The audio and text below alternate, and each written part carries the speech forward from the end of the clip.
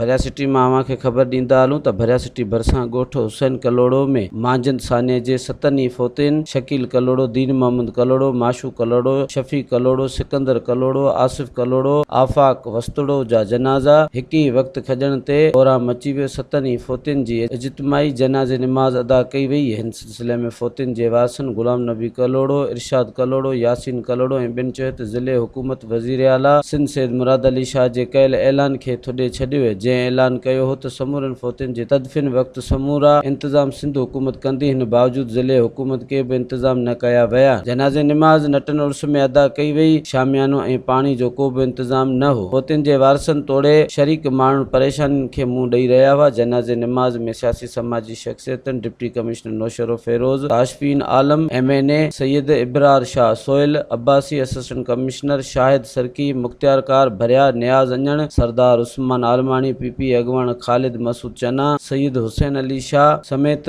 वॾे तादाद में माण्हू शिरकत कई। फ़ौतिन जे वारसनि हंजूं हारी रहिया हुआ। हर अख आली हुई। इलाइक़े में सोग छाइजी वई। इन मौक़े ते deputy commissioner Naushahro Feroz media सां ॻाल्हाईंदे चयो त एम्बुलेंस जो बंदोबस्त करे लाश पहुचाया आहिनि। संदसि माली सहायता कई वेंदी, जॾहिं त फ़ौतिन जे तॾे ते ताज़ियत जो सिलसिलो जारी आहे। मज़ीद ख़बरनि ऐं तफ़सीलात लाइ विज़िट कयो असांजी वेबसाइट www.awamiNewsHD.com ऐं ॾिसंदा रहो अवामी न्यूज़ HD।